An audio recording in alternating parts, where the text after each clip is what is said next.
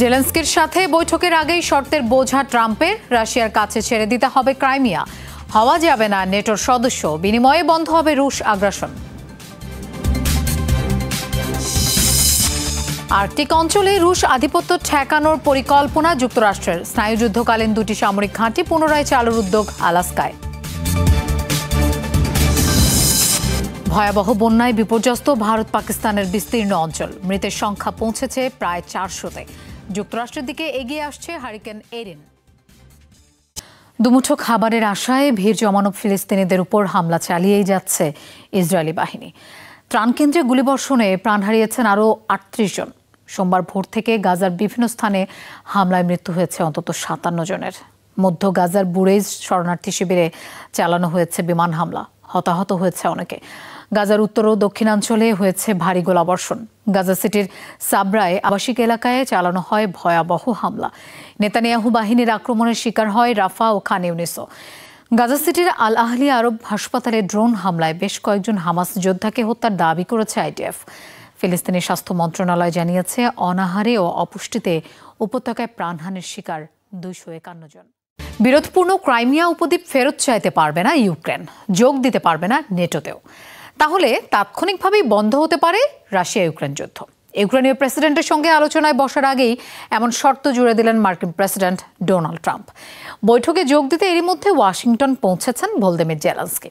অন্যদিকে নেটোতে যোগ না দিলেও আর্টিকেল 5-এর মতো সুরক্ষা পেতে পারে ইউক্রেন, এমন শর্তে রুশ প্রেসিডেন্ট ভ্লাদিমির পুতিন রাজি হয়েছেন বলে দাবি মার্কিন প্রতিনিধির। ইউক্রেনের প্রেসিডেন্ট ভলোদিমির জেলেনস্কির যুক্তরাষ্ট্র সফরকে ঘিরে চলছে নানা বিশ্লেষণ। হোয়াইট হাউসে আবারও মার্কিন প্রেসিডেন্ট ডোনাল্ড ট্রাম্পের মুখোমুখি বসতে যাচ্ছেন তিনি। এরই মধ্যে পৌঁছেছেন ওয়াশিংটনে। বৈঠক সামনে রেখে মার্কিন মূল্যকে পা রেখেছেন অনেক ইউরোপীয় নেতাও। একের পর এক পোস্টে সরগরম ডোনাল্ড ট্রাম্পের ট্রুথ সোশ্যাল প্ল্যাটফর্ম। জানিয়েছেন বৈঠক নিয়ে নিজের আগ্রহের কথা। জেলেনস্কি চাইলে এখনই যুদ্ধ বন্ধ করা সম্ভব বলেও মন্তব্য করেছেন। বেঁধে দিয়েছেন দুটি শর্ত: বারাক ওবামার শাসনামলে হারানো ক্রাইমিয়া ফেরত না চাইলে এবং ন্যাটোয় যোগদানের উচ্চাশা ত্যাগ করলে এখনই থামতে পারে এ সংঘাত। যুক্তরাষ্ট্রে পৌঁছে সামাজিক মাধ্যম এক্স হ্যান্ডেলে পোস্ট করেছেন ইউক্রেনীয় প্রেসিডেন্টও। দ্রুত ও স্থায়ীভাবে যুদ্ধবন্ধের দাবি জানিয়েছেন তিনি। আমেরিকা ও ইউরোপীয় মিত্রদের যৌথ শক্তি মস্কোকে সংঘাত বন্ধে বাধ্য করবে বলেও আশাবাদী জেলেনস্কি। অন্যদিকে ন্যাটো জোটভুক্ত না হয়েও যুক্তরাষ্ট্র ও ইউরোপীয় দেশগুলোর কাছ থেকে আর্টিকেল 5-এর মতো সুরক্ষা পেতে পারে কিয়েভ, এমন আশ্বাস দিয়েছেন হোয়াইট হাউসের মধ্যপ্রাচ্য বিষয়ক মার্কিন প্রতিনিধি স্টিভ উইটকফ। এটি কার্যকর হলে রাশিয়া বা অন্য কোনো বহিঃশত্রুর আক্রমণের শিকার হলে সমন্বিত ও সশস্ত্র হামলার মাধ্যমে ইউক্রেনের পাশে দাঁড়াতে পারবে দেশগুলো।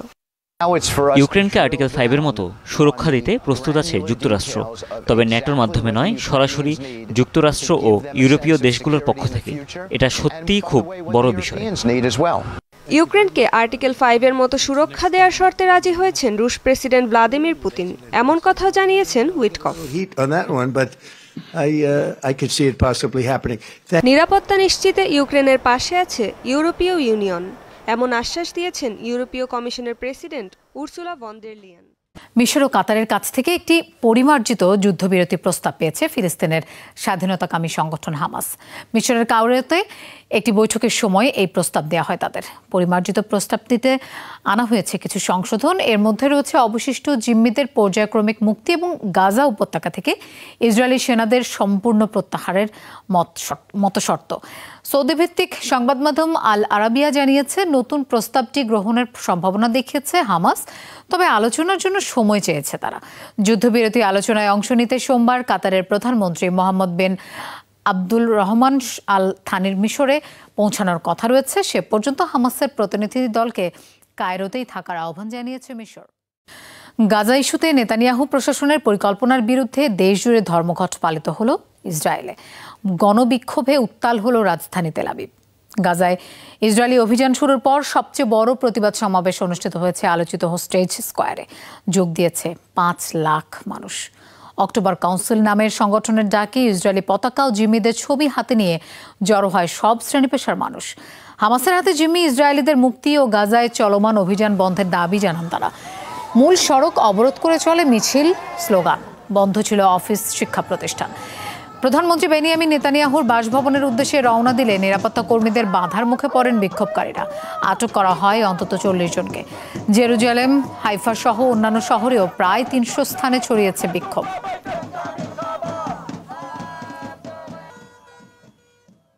ওভাল অফিসের তিক্ত অভিজ্ঞতার পর এবার ইউরোপীয় নেতাদের সঙ্গে নিয়ে মার্কিন প্রেসিডেন্টের সঙ্গে বৈঠকে বসতে যাচ্ছেন ইউক্রেনের প্রেসিডেন্ট ভলোদিমির জেলেনস্কি। আজ হোয়াইট হাউসে অনুষ্ঠিত হবে বহুল প্রত্যাশিত বৈঠকটি। অংশ নেবেন ব্রিটেন, ফ্রান্স, জার্মানি, ইতালি সহ নেটো এবং ইউ নেতারা। বৈঠকে কিয়েভকে নেটোর আর্টিকেল 5-এর মতো সুরক্ষা দেওয়ার সিদ্ধান্ত জানাতে পারে ওয়াশিংটন।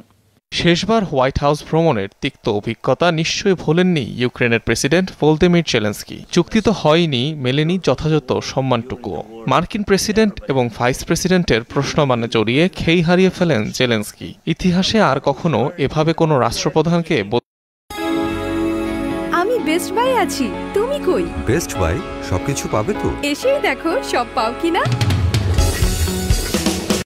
ডোনাল্ড ট্রাম্পের সঙ্গে সাক্ষাৎ করতে যাচ্ছেন ইউক্রেনের প্রেসিডেন্ট। তবে এবার তিনি একা নন, সঙ্গে থাকবেন ইউরোপীয় নেতারা। নিউ ইয়র্ক টাইমসের দেয়া তথ্য বলছে, মার্কিন এবং ইউক্রেনীয় রাষ্ট্রপ্রধানের বৈঠকে উপস্থিত থাকবেন আরও এক ঝাঁক পশ্চিমা নেতা। এ তালিকায় প্রথমেই থাকছেন ব্রিটিশ প্রধানমন্ত্রী Keir Starmer, German chancellor Friedrich Merz এবং ফরাসি প্রেসিডেন্ট ইমানুয়েল ম্যাক্রো। অবশ্য জেলেনস্কিকে সঙ্গ দিতে এবার নাম লিখিয়েছেন ন্যাটো প্রধান মার্ক রুটে এবং ইউরোপীয় ইউনিয়নের president Ursula von der Leyen. এছাড়াও উপস্থিত থাকবেন ইতালিয়ান প্রধানমন্ত্রী জর্জিয়া মেলোনি। আমাদের উদ্দেশ্য সংঘাত নিরসনে এই মুহূর্তে ইউরোপ এবং ইউক্রেনের মাঝে একতা তৈরি করা। কে শান্তির পক্ষে, কে আন্তর্জাতিক আইনের পক্ষে তা পুনরায় নিশ্চিত করা। যদি রাশিয়ার কাছে দুর্বল হই তাহলে ইউক্রেন তো বটেই, তা আমাদের ওপরও প্রভাব ফেলবে। জোটভুক্ত না হলেও ধারণা করা হচ্ছে কিয়েভকে আর্টিকেল 5-এর মতো সুরক্ষা দেওয়ার সিদ্ধান্ত নিতে পারে ন্যাটো, যার অর্থ রাশিয়া বা অন্য কোনো বহিঃশত্রু ইউক্রেনে আক্রমণ করলে এর সমন্বিত এবং সশস্ত্র হামলার মধ্য দিয়ে জবাব দিতে পারবে ন্যাটো জোট। আবারও ইসরায়েলি হামলার শিকার হলো ইয়েমেন। টার্গেট করা হয়েছে রাজধানী সানার কাছাকাছি একটি বিদ্যুৎ কেন্দ্র। স্থানীয়রা জানিয়েছে, পরপর দুটি বিস্ফোরণের বিকট আওয়াজ শোনা গেছে হাইজাজ পাওয়ার প্ল্যান্টে। হামলায় ব্যাপকভাবে ক্ষতিগ্রস্ত হয়েছে বেশ কয়েকটি জেনারেটর। জরুরি বাহিনীর তৎপরতায় দ্রুতই নিয়ন্ত্রণে আসে আগুন। ইসরায়েলি সেনাবাহিনীর দাবি, ইয়েমেনের সশস্ত্র গোষ্ঠী হুতির ঘাঁটি হিসেবে ব্যবহৃত হচ্ছিল ওই কেন্দ্রটি। বিদ্রোহী গোষ্ঠীটির ছোড়া রকেট ও ড্রোন হামলার জবাবে পাল্টা মিসাইল ছোড়া হয়েছে বলে বিবৃতি দেয় তেল আবিব। যদিও হুতিদের হামলার কোনো খবর পাওয়া যায়নি। যুদ্ধবিরতি নিয়ে আলোচনা ও কূটনৈতিক তৎপরতার মাঝেও ইউক্রেনে থেমে নেই রাশিয়ার অভিযান। ভ্লাদিমির পুতিন ডোনাল্ড ট্রাম্পকে স্থায়ী শান্তি চুক্তির পক্ষে রাজি করানোর পর যেন আরও আগ্রাসী মস্কো। একযোগে হামলা চালিয়েছে ইউক্রেনের প্রায় 150 সেনাঘাঁটিতে। বেসামরিক হতাহতের ঘটনা হয়েছে খার্কিভ ও জাপোরিজিয়ায়। রাশিয়ার বিভিন্ন সামরিক স্থাপনায় হামলা চালিয়ে পাল্টা জবাব দিয়েছে কিয়েভও। একদিকে যুদ্ধবিরতি কার্যকরে চলছে কূটনৈতিক তৎপরতা, অন্যদিকে হামলা পাল্টা হামলায় উত্তপ্ত রাশিয়া ইউক্রেন ফ্রন্টলাইন। জোরালো অভিযান চালিয়ে ইউক্রেনের আরও দুটি অঞ্চল দখলে নিয়েছে রাশিয়া। রাতভর রুশ হামলার শিকার খার্কিভ শহর। আবাসিক এলাকায় ব্যালিস্টিক মিসাইলের আঘাতে নিহত শিশুসহ অন্তত 3 জন, গুরুতর আহত অন্তত 17 জন। জাপোরিজিয়ায় হামলায় প্রাণ গেছে আরও 1 জনের, আহত অন্তত 6 জন। মস্কোর সামরিক অভিযানে একদিনে ধ্বংস হয়েছে ইউক্রেনের 142টি অস্থায়ী সেনাঘাঁটি, ক্ষেপণাস্ত্র সংরক্ষণাগার, 300 ড্রোন, অস্ত্রাগার সহ একাধিক সামরিক স্থাপনা। রাশিয়াকে পাল্টা জবাব দিচ্ছে ইউক্রেনও। ধ্বংস করেছে রাশিয়ার ভোরোনেস অঞ্চলের অস্ত্র সরবরাহে ব্যবহৃত একটি রেল স্টেশন। রাশিয়ার একাধিক সামরিক ঘাঁটি, কমান্ড পোস্ট ও অস্ত্রাগার সহ টার্গেট করেও হামলা চালিয়েছে কিয়েভ সেনারা। রাশিয়ার 1.5 শতাধিক ড্রোন ধ্বংসের দাবিও করেছে। এতদিন যুদ্ধবিরতির সপক্ষে কথা বললেও রুশ প্রেসিডেন্ট ভ্লাদিমির পুতিনের সাথে আলোচনার পর তার সুরেই দীর্ঘস্থায়ী শান্তি চুক্তির পক্ষে কথা বলছেন মার্কিন প্রেসিডেন্ট ডোনাল্ড ট্রাম্প। যুক্তরাষ্ট্রে আমন্ত্রণ জানিয়ে কি দিয়ে আপ্যায়ন করা হলো রাশিয়ার প্রেসিডেন্ট ভ্লাদিমির পুতিনকে? ট্রাম্প পুতিন লাঞ্চের মেনু সম্পর্কিত একটি নথি প্রকাশ করলো মার্কিন গণমাধ্যম। সেখানে খাবারের তালিকা থেকে শুরু করে ডাইনিং টেবিলের কোথায় কে বসবেন এমন বিষয়েও উল্লেখ রয়েছে। এমনকি কিভাবে রুশ কর্মকর্তাদের নাম উচ্চারণ করতে হবে লেখা রয়েছে সেটাও। পুতিনের জন্য বিশেষ এক উপহার প্রস্তুতের খবরও রয়েছে সেখানে। দীর্ঘ 6 বছর পর অ্যালাস্কায় মুখোমুখি হন রুশ প্রেসিডেন্ট ভ্লাদিমির পুতিন ও মার্কিন প্রেসিডেন্ট ডোনাল্ড ট্রাম্প। বহুল প্রতীক্ষিত এই বৈঠক আয়োজনে কোনো কমতি রাখতে চায়নি মার্কিন প্রশাসন।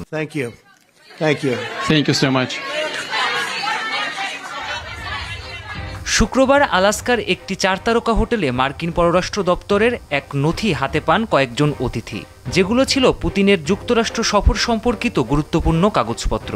আলোচনা শুরুর পূর্বে ভুলবশত সেগুলো হোটেলের প্রিন্টারেই ফেলে আসেন এক মার্কিন কর্মকর্তা। পরবর্তীতে যা প্রকাশ করে মার্কিন সংবাদ মাধ্যম এনপিআর।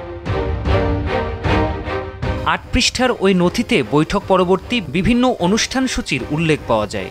2 রাষ্ট্রপ্রধানের মধ্যাহ্নভোজে কি কি খাবার থাকবে সেগুলোর উল্লেখ পাওয়া যায় সেখানে। এমনকি খাবার টেবিলে কে কোথায় বসবেন সেটিও ছিল নির্ধারিত। মেনুতে ছিল সালাদ, ফিলে মিনিও ও হ্যালিবার্ট অলিম্পিয়ারের মতো সুস্বাদু খাবার, ডেজার্টে ক্রেম বুলে।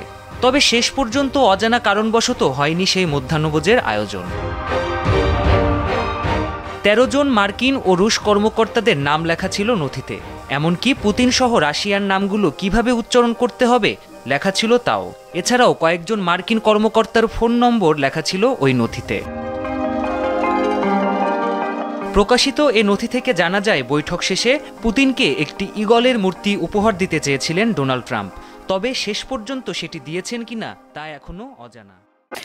রাশিয়ার দোরগোড়ায় আলাস্কায় 2টি সামরিক ঘাঁটি পুনরায় চালুর পরিকল্পনা করছে যুক্তরাষ্ট্র। সোভিয়েত আমলে চালু হওয়া সামরিক ঘাঁটি দুটি স্নায়ুযুদ্ধের সময় বন্ধ করা হয়। সামরিক বিশ্লেষকরা বলছেন আর্কটিক অঞ্চলে রুশ আধিপত্য ঠেকাতে এই সামরিক পদক্ষেপ যুক্তরাষ্ট্রের।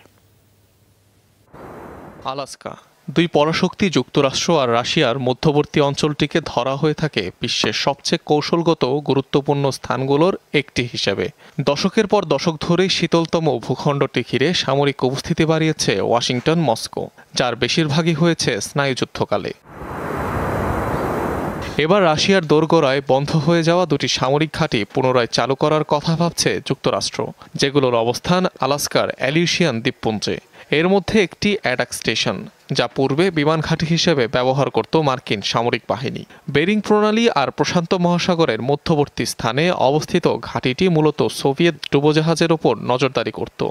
1990 সালে ডিকমিশন করা হয় এটিকে। প্রত্যন্ত অঞ্চলে হলেও অ্যাডাক স্টেশনে রয়েছে 8000 ফুট দৈর্ঘ্যের 2টি রানওয়ে। বিশ্বের সবচেয়ে বড় জ্বালানি ডিপোরও একটি রয়েছে এখানে। আলোচনায় আসা আরেক ঘাঁটির নাম ইরেকসন এয়ার স্টেশন, যা পূর্বে সিমিয়া এয়ারবেজ নামে পরিচিত ছিল। ধারণা করা হয় দ্রুততম সময়ের মধ্যে রুশ ভূখণ্ডে হামলার জন্য এই ঘাঁটি তৈরি হয়েছিল। দ্বীপটি ভৌগোলিক ও কৌশলগতভাবে খুবই গুরুত্বপূর্ণ। আপনি সেখানে অনেক প্রতিরক্ষা ব্যবস্থা স্থাপন করতে পারবেন। আর যদি আপনি কখনো গুগল স্যাটেলাইটে দ্বীপটি দেখেন, তাহলে অবাক হবেন সেখানে কত কিছু আছে, যার মধ্যে সেই দীর্ঘ রানওয়েও রয়েছে।